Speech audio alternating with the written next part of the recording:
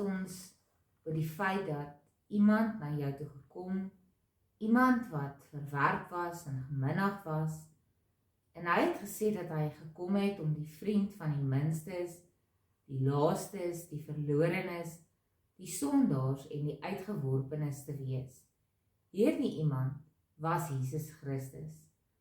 En dit is die waarheid van iemand wat deur almal verwerp is, maar in die proses niemand self verwerp het nie.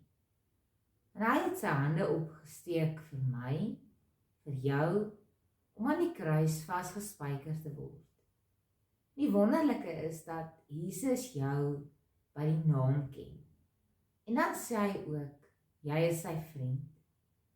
En Jesus praat by meer as een geleentheid met sy disippels as sy vriende. In die begin van Lukas 12 sê hy vir hulle, aan julle my vriende, sê ek. En dan vertel Johannes vir ons as die Here besig is om van hulle afskeid te neem, dan sê hy onder andere vir hulle, julle is my vriende, as julle doen wat ek julle beveel. Ek noem julle nie meer ondergeskiktes nie. Ek noem julle vriende. Jesus sê dit vir elkeen van ons ook. In Johannes 15 vers 15 lees ons dat Jesus in sy eie woorde sê, ek noem julle nie meer ondergeskiktes nie, want 'n ondergeskikte weet nie wat sy baas doen nie. Nee, ek noem julle vriende, omdat ek alles wat ek van my Vader gehoor het, aan julle bekend gemaak het. En om presies die omvang van Christus se woorde, daardie woorde, ek noem julle vriende, te verstaan, moet ons die agtergrond van sy woorde ook verstaan. Nou in die tyd waar Jesus was, en in die konteks van die tyd, was daar 'n sekere gebruik by die Oosterse konings en die Romeinse keisers in omloop oor vriende. En in hierdie koninklike hofhoudings was daar so 'n handjievol mense wat bekend gestaan het as die vriende van die koning of die keiser. 'n belangrike titel in daardie tyd.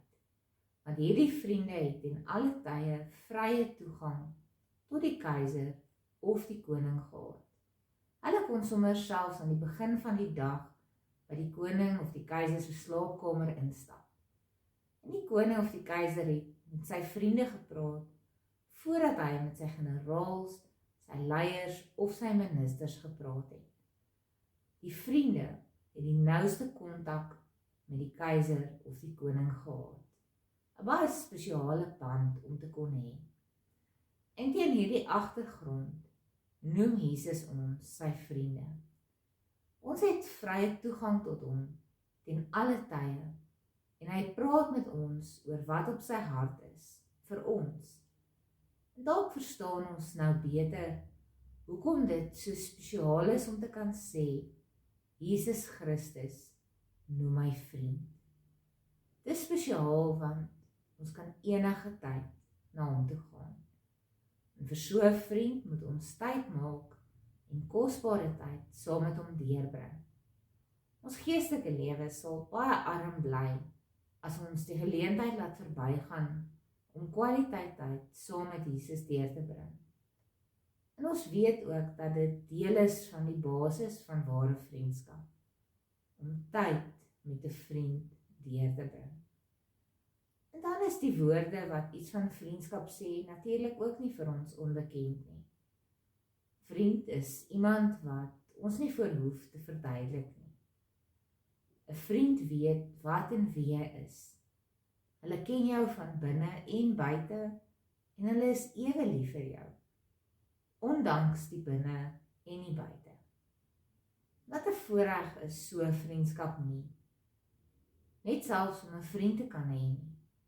En dan wat groter voorreg is dit nie, dat Jesus Christus ons dan ook sy vriende noem nie. Hoe verander dit ons lewe as ons weet dat hy ons beter ken as wat ons onsself ken? Dit is nie nodig om iets aan hom te verduidelik nie. Hy het begrip en hy het ons lief ten spyte van onsself. En dan moet ons onthou wat Jesus ook beloof vir sy vriende. En hy beloof, nie een van julle word deur God vergeet nie. Selfs die hare op julle kop is almal getel. En vir hom is niemand maar net deel van die menigte nie. Ook die enkeling, die individu, met hulle eie lewe en hulle eie dinge, is vir hom belangrik. En iemand het op 'n keer die volgende opmerking gemaak. En hulle het gesê, Christus stap deur die eeue langs elke generasie, langs elke mens. En hy loop langs elke mens, ook as 'n vriend. 'n Baie belangrike dag in 'n mens se lewe is die dag waarop hy of sy oortuig word dat hy die enigste vriend is wat hom of haar nie sal teleurstel nie, op wie hy of sy altyd kan vertrou. En ons is 'n vriend van Jesus. Hy sê dit self vir elkeen van ons. Sê hy so, koester dit en hou dit naby aan jou.